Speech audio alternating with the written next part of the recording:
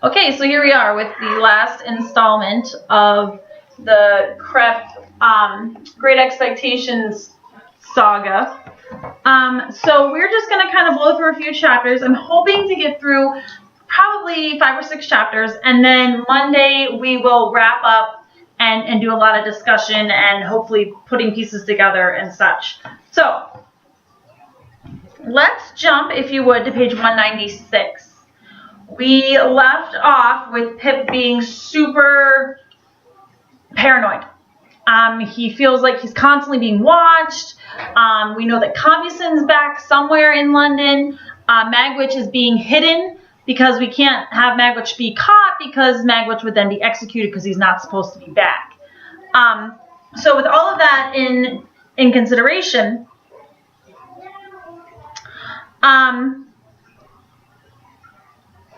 we start chapter 46. I'm just going to read a little bit of the beginning here and then summarize a heck of a lot. So here we go, chapter 46. So this is where Pip really, and we had mentioned it previously, where he's decided, he really doesn't want to take any more money from Magwitch just because of the whole situation. So this is where he really just comes out and says it. So in 46 it says, some weeks passed without bringing any change. We waited for Wemmick to tell them that now was a good time to try to get out of the country, and he made no sign.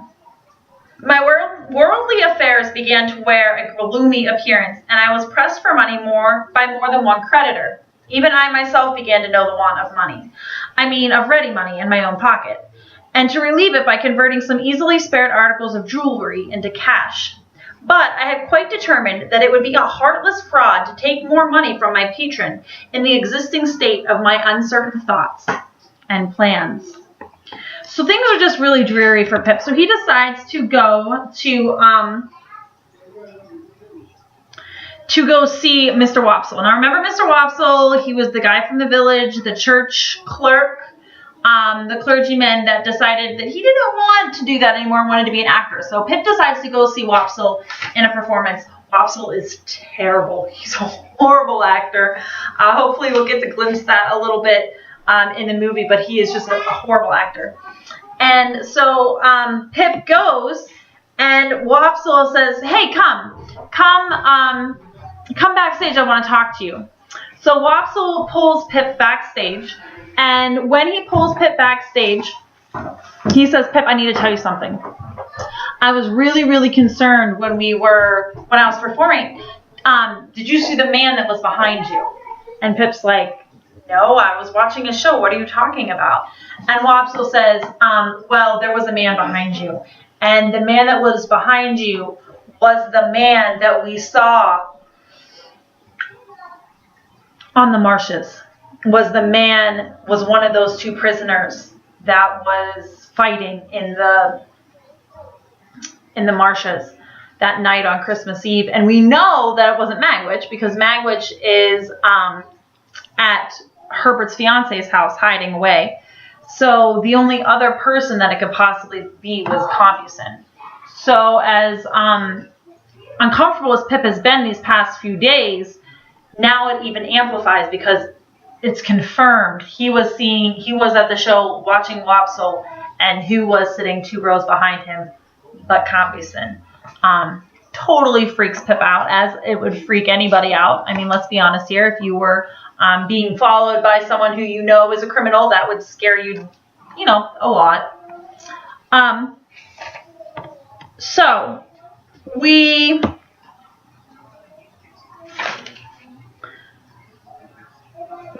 then go to chapter 47. And in chapter 47, Pip goes to Mr. Jaggers because they are talking a little bit about life in general. And so chapter 47 happens.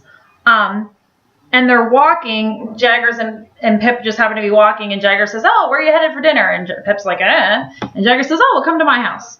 So they're on their way to his house.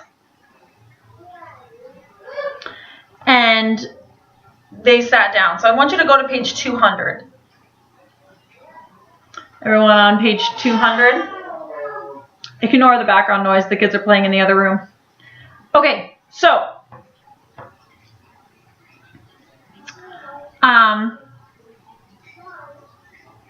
oh, and Wemmick is there also. So they're having this discussion, and Mr. Jaggers says, "So, Pip, our friend the spider," said Mr. Jaggers, "has played his cards, and he has won the poll.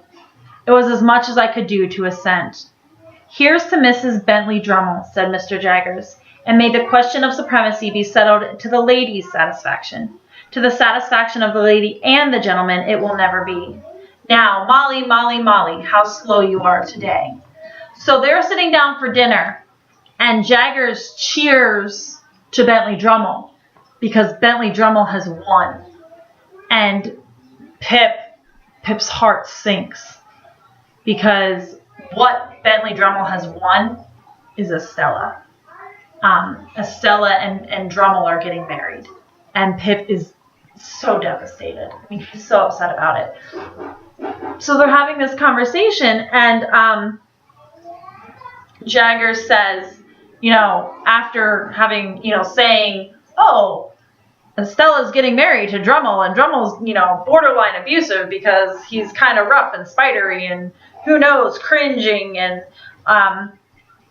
And Molly, his maid that we saw before with the cuts on her wrists, is all of a sudden very slow and not working like she normally does. She was at his elbow when he addressed her, putting a dish upon the table, and as she withdrew her hands from it, she fell back a step or two, nervously muttering some excuse. And a certain action of her fingers, as she spoke, arrested my attention. The action of her fingers was like the action of knitting. She stood looking at her master, and her look was very intent, and surely I had seen exactly such eyes and such hands on a memorable occasion very lately. He dismissed her, and she glided out of the room, but she remained before me. So even though she left, he can imagine her still standing there. But she remained before me as plainly as if she were still there. I looked at those hands, and I looked at those eyes, and I looked at the flowing hair, and I compared them with other hands and other eyes and other hair that I knew of, and what that might be after 20 years of a brutal husband and a stormy life. I looked again at those hands and the eyes of the housekeeper, and I thought of the inexplicable feeling that had come over me when I last walked, not alone, in the ruined garden and through the deserted brewery. And I felt absolutely certain that this woman was Estella's mother. So, we find out who Estella's mom is. Estella's mom is Mr. Jaggers' housekeeper. Yeah, definitely not what we were expecting, okay? So Estella's mom is Mr. Jaggers' housekeeper. So let's keep reading and see if we can find out a little more. Wemmick and I took our leave early and left together. Well, said Wemmick, that's over. Because Wemmick doesn't really like going to Jaggers' house. I asked him if he'd ever seen Miss Havisham's adopted daughter, Mrs. Bentley Drummle. And he said no. Wemmick, I said, do you remember telling me before I went to Mr. Jaggers' private house to notice the housekeeper? Did I? I dare say I did. A wild beast tamed, you called her. And what do you call her? The same. How did Mr. Jaggers tame her, Wemmick? That's his secret. She has been with him many a long year. I wish you would tell me her story, for I feel a particular interest in being acquainted with it. You know that what is said between you and me goes no further. Well, Wemmick replied, I don't know her story. That is, I don't know all of it, but what I do know I'll tell you. A score or so of years ago, the woman was tried at the Old Bailey for murder and was acquitted. She was a very handsome young woman. Mr. Jaggers was for her and worked the case in a way quite astonishing. It was a desperate case, and it was comparatively early days with him then, and he worked in general admiration. In fact, it may almost be said that this case made him. The murdered person was a woman a good 10 years older, and very much larger, and very much stronger. And it was a case of jealousy. This woman in Gerrard Street, here, had been married very young, and was a perfect fury and to the point of jealousy. The murdered woman, more a match for the man, certainly in point of years, was found dead in a barn near Hounslow Heath. There had been a violent struggle. She was bruised and scratched and torn and had been held by the throat at last and choked. Now, There was no reasonable evidence to implicate any person but this woman, and on the improbabilities of her having been able to do it, Mr. Jaggers principally rested his case. You may be sure that he never dealt upon the strength of her hands then, though he sometimes talks about the strength of her hands now. I told Wemmick of him showing us her wrists that day at the dinner party. Well, sir, Wemmick went on, it happened, don't you see, that this woman was so artfully dressed from the time of her apprehension that she looked much slighter than she actually was. In particular, her sleeves are always remembered to have been so skillfully contrived that her arms had quite a delicate look. It was attempted to set up in proof of her jealousy that she was under strong suspicion of having, at about the same time of the murder, frantically destroyed her child by this man, some 3 years old, to revenge herself upon him. But Mr. Jaggers was altogether too many for the jury, and they gave in. Has she been in his service ever since? Yes. But not only that, she went into his service immediately after her acquittal, tamed as she is now, and since been taught one thing or another in the ways of her duties, but she was tamed from the beginning. Do you remember the sex of the child? Said to have been a girl. You have nothing more to say to me tonight? Nothing. I got your letter and destroyed it. Nothing. We exchanged a cordial good night, and I went home with a new matter for my thought, though with no relief from the old.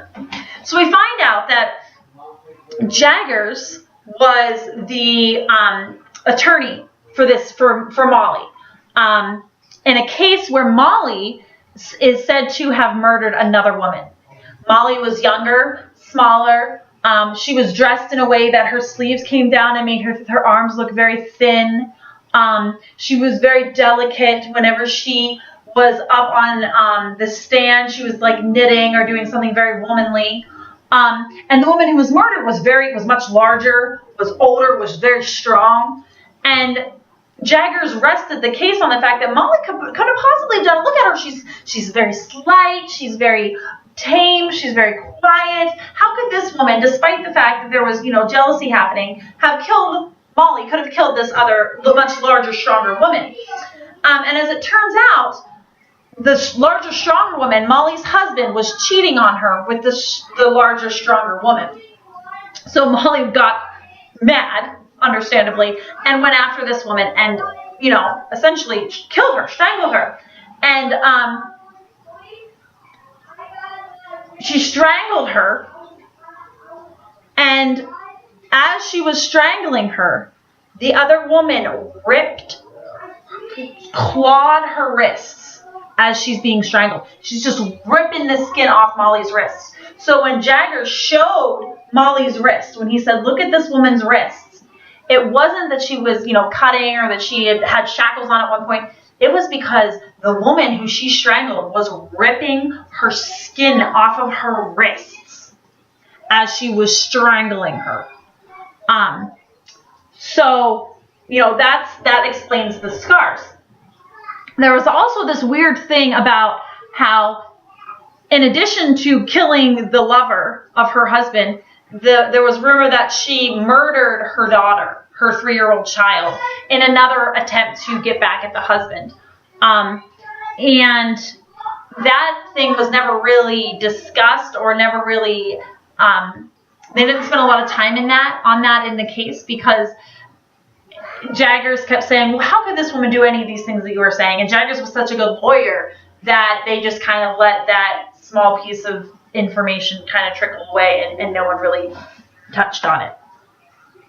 So, that's really interesting.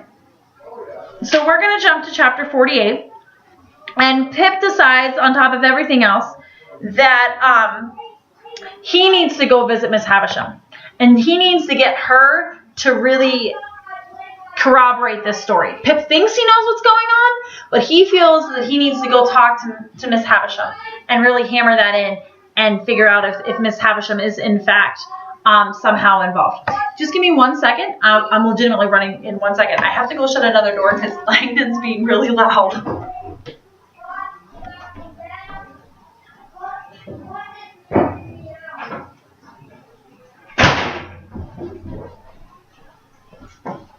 Okay, hopefully that'll keep him a little quieter. All right, so here we go. So we are going to jump to 204. Pip goes back to talk to Miss Havisham. We are about a third of the way down the page. And Miss Havisham is pretty much saying, okay, so how are things going with Jaggers? And Pip's like, oh, things are going well with Jaggers. And let me just make sure I'm not missing something.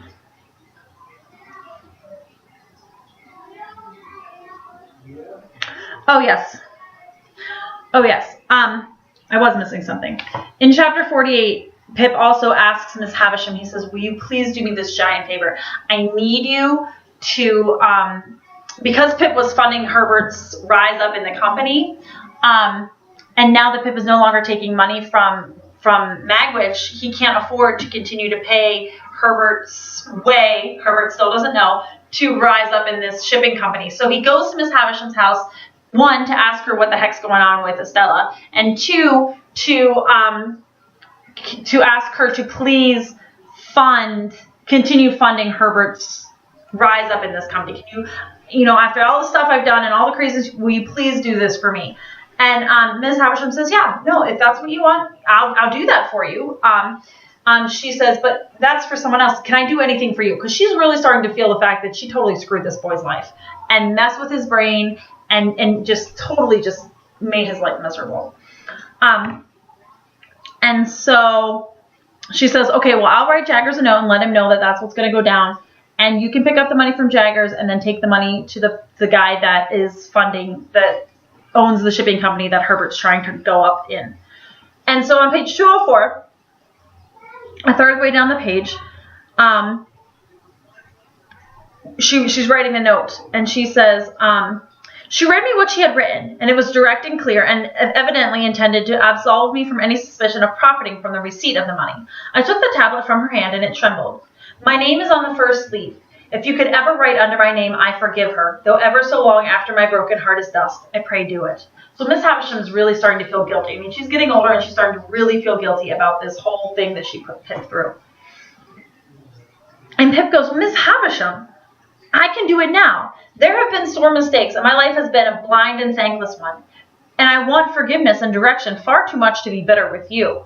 She turned her face to me for the first time since she had averted it, and to my amazement, and even to my terror, she dropped to her knees at my feet. To see her with her white hair and worn face kneeling at my feet gave me a shock through my whole frame.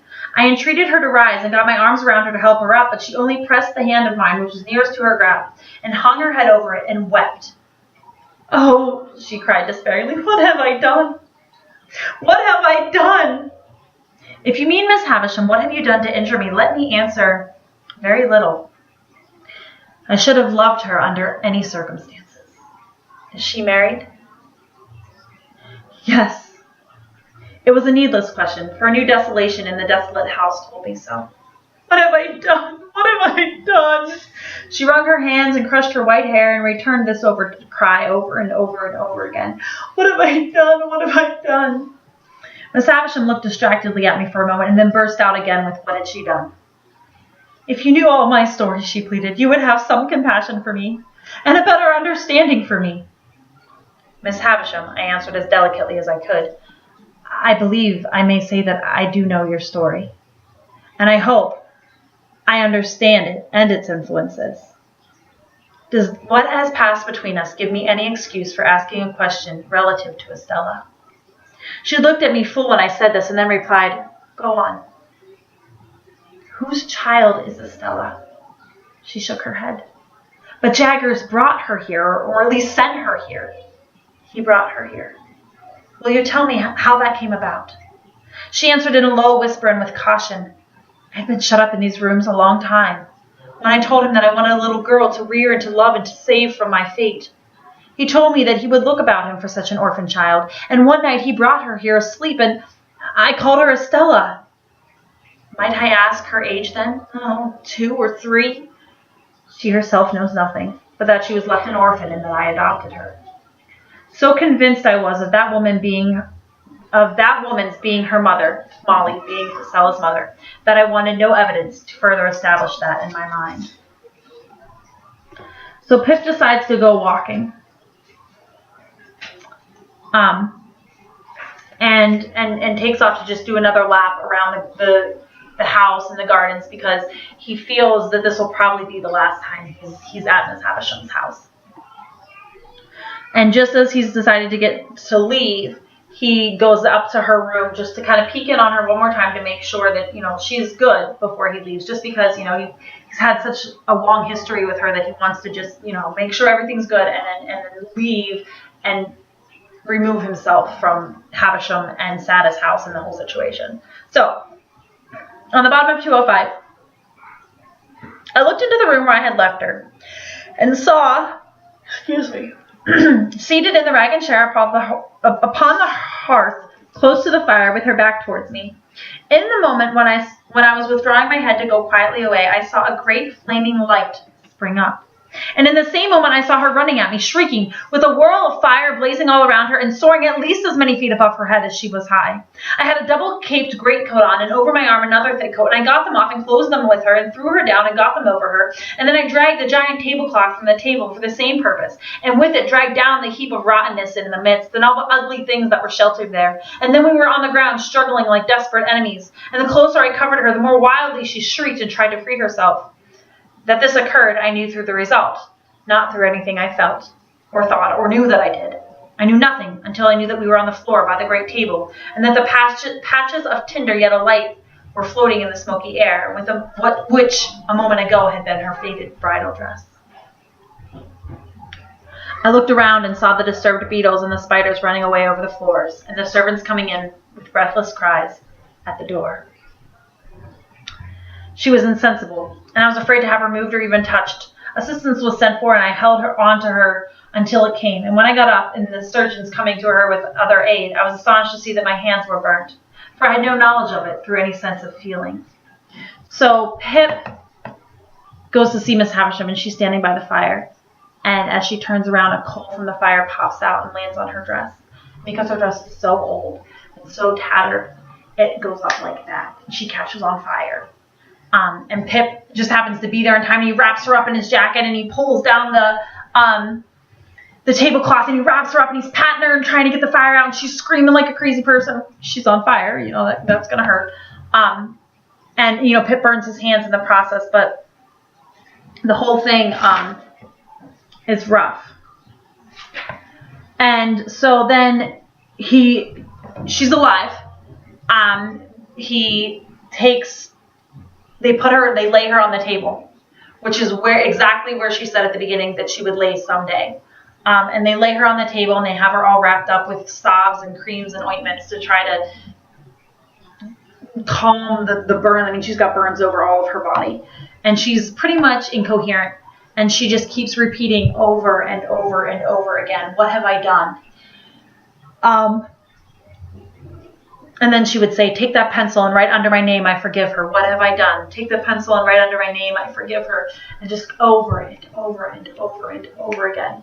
And that's how Pip leaves her, because he knows he has to go back. So he goes back to London, and Herbert helps him, of course, wrap his hands and keep treating his hands that are all burned up. And then while Herbert was gone, Herbert talked to Provis / Magwitch. Remember, Provis and Magwitch are the same person. Magwitch is his actual name, Abel Magwitch, and Provis is the name that they decided to call him to keep it under wraps. Okay? So in chapter 49, halfway down the beginning of that chapter, Herbert talks to Pip about a conversation. And he says, "I sat with Provis last night, Handel. 2 good hours. He was very communicative and told me more of his life. You remember his breaking off here about some woman he had great trouble with? The woman was a young woman, and a jealous woman, and a revengeful woman. Revengeful, Handel, to the last degree." To what last degree? "Murder. Does it strike too cold on that sensitive place?" Okay, so he's talking about the sob, and Pip's like, "I don't feel it. His nerves are burned away." "How did she murder? Whom did she murder?" "Why, the deed may not have merited quite so terrible a name, but she was tried for it, and Mr. Jaggers defended her, and the reputation of that defense first made his name known to Provis. It was another woman, and a stronger woman, who was the victim, and there had been a struggle in a barn." Was the woman brought in guilty? No, she was acquitted. Yes, what else? So what is this story starting to sound like? A woman, a younger woman, who murdered a bigger woman, who was stronger. The younger woman was Magwitch's wife. The younger woman was Magwitch's wife. Let's put some pieces together here, okay? No, she was acquitted. And Pip's like, what? Oh, tell me more, because the pieces are falling together in Pip's head. And this acquitted woman and Provis had a little child of whom Provis was exceedingly fond. And on the evening of the very night when the object of her jealousy was strangled, as I tell you, that young woman presented herself before Provis for one moment and swore that she would destroy the child which was in her possession, and he should never see it again. And then she vanished. Did the woman keep her oath? Here comes the darkest part of Provis's life. She did. But that is, he says she did. Why, of course, dear boy, returned Herbert. He says it all. I have no other information. How would I know anything else? No, to be sure. Now, whether, pursued Herbert, he had used the child's mother ill, or whether he had used the child's mother well, Provis doesn't say. But she had shared some 4 or 5 years of the wretched life that he described to us at the fireside, and he seems to have felt pity for her, and a forbearance toward her. Therefore, fearing that he should be called upon to dispose about this destroyed child, and so be the cause of her death, he hid himself, keeping himself dark, as he says, out of the way and out of the trial, and was only vaguely talked of as a certain man called Abel, out of whom the jealousy arose. After the acquittal she disappeared, and thus he lost the child and the child's mother.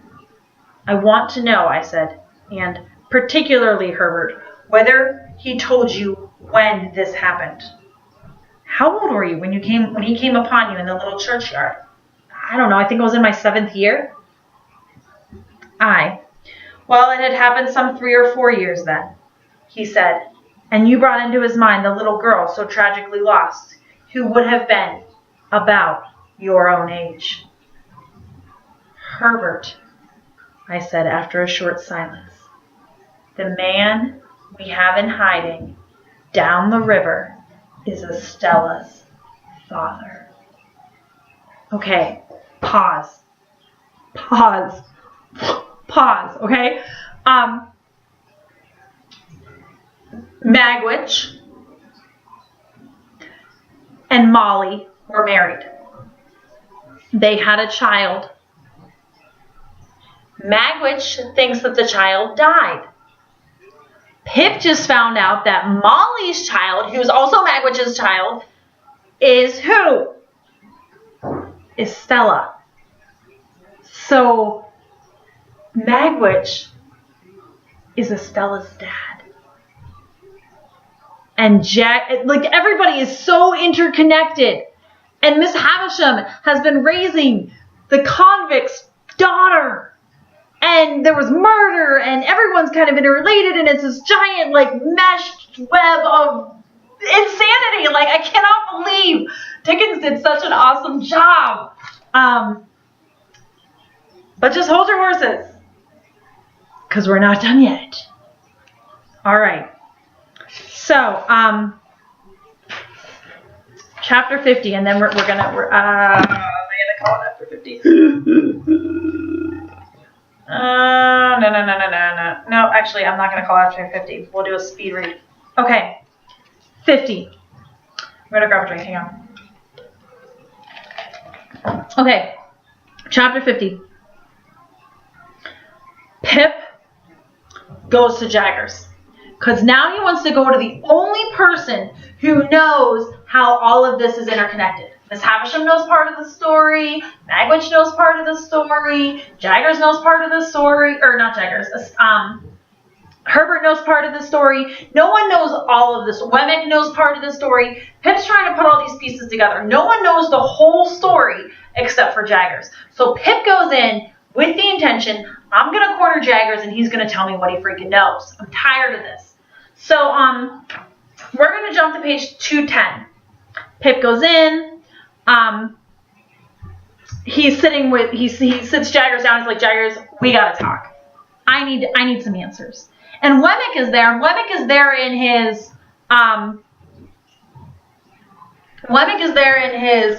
work mode, right?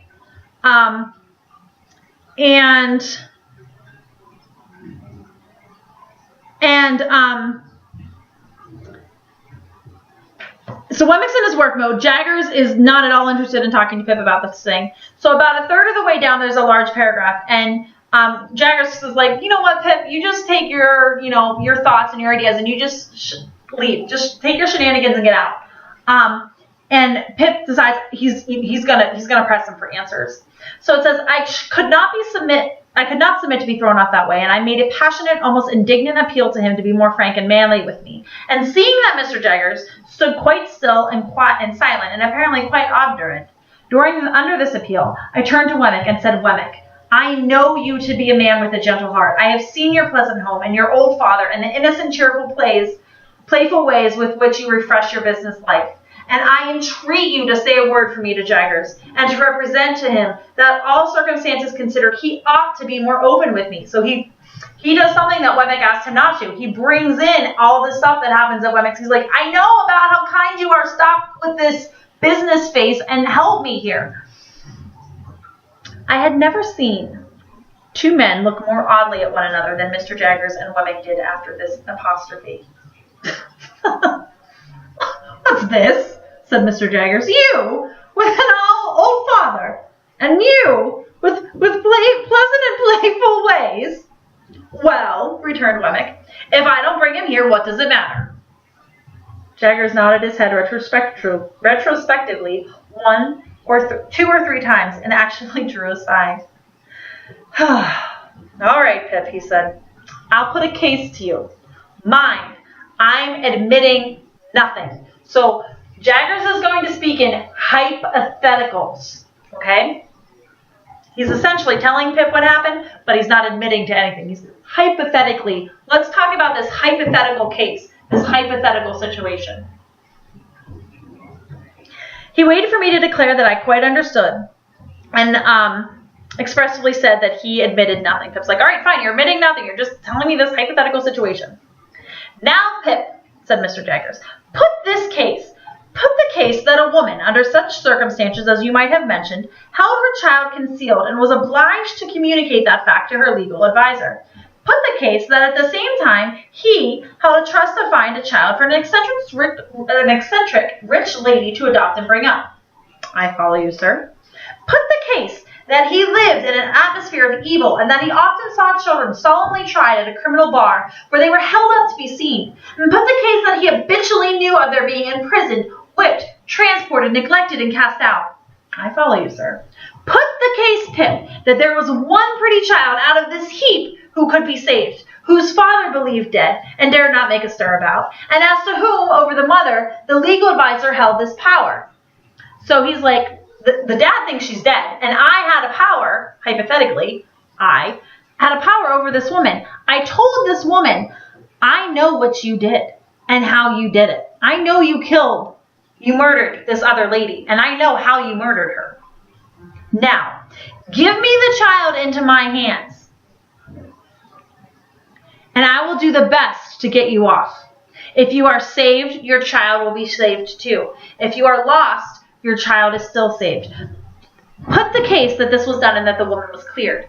I understand you perfectly, but I make no admissions, and that you make no admissions, and Wemmick repeated no admissions. Put the case, Pip, that the passion and terror of death had shaken this woman's intellects, and that when she was set at liberty, she was scared out of the ways of the world, and went to him to be sheltered.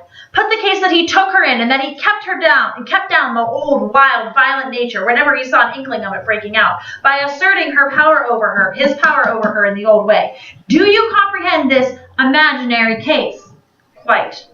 Now, put the case that this child grew up and was married for money, and that the mother was still living, and that the father was still living, and that the mother and father, unknown to one another, were dwelling within so many miles, furlongs, yards, if you like, of one another, and that the secret was still a secret, except that you got wind of it, and put this case very carefully. I do. And I ask Wemmick to put it to himself very carefully. And Wemmick said, I do. For whose sake would you reveal the secret? For the father's? I think he would not be much better for the mother. For the mother's? I think that if she'd done such a deed, she would be safer where she was. For the daughter's? I think that it would hardly serve her to establish her parentage for the information of her husband and to drag her back to disgrace after an escape of 20 years pretty secure to last her for life. I looked at Wemmick, whose face was very grave, and he gravely touched his lips with a forefinger. And I did the same, and Mr. Jaggers did the same. Now, Wemmick, said the latter man, reassuming his usual manner, what item were we at when Mr. Pip came in? So, we find out a couple things. That Jaggers took Estella from Molly because Molly's husband thought that Estella was dead. So Jaggers took Estella and gave her to Miss Havisham. And I think it's very interesting what Molly does. And not a whole lot of time is really spent on Molly. But I think what she did is very brave and very strong.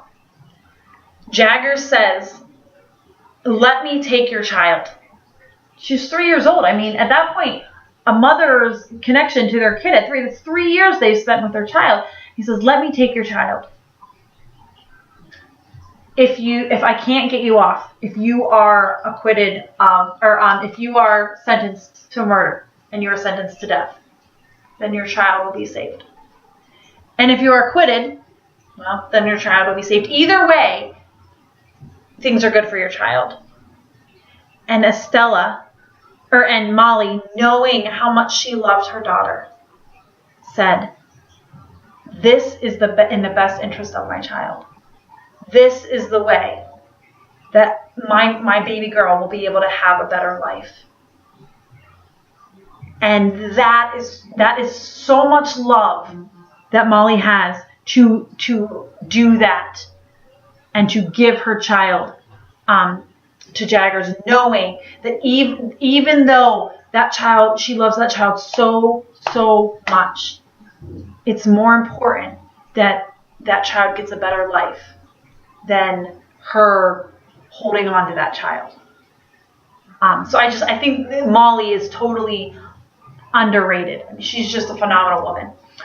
We also find out that so Jaggers says, listen, Pip, you know that Estella is Magwitch's daughter. You know where Magwitch is. You know where Molly is. What are you going to do? You going to tell him? Because who's that going to help, Pip? If you tell Magwitch, you think Molly's going to want him back. You think Molly's going to care at all that he's there. Are you going to tell Molly that her husband's right across the street? Don't you think that she murdered this woman? I think that she probably wants nothing to do with the situation. And then he says, or are you going to tell Estella? Are you going to drag Estella into this and say, hey, Estella, guess what? You're the daughter of a convict, a swindling, underhanded convict, and a murderer. And then what's that going to do for her? Jaggers says, Pip, think about it. What's that going to do for her?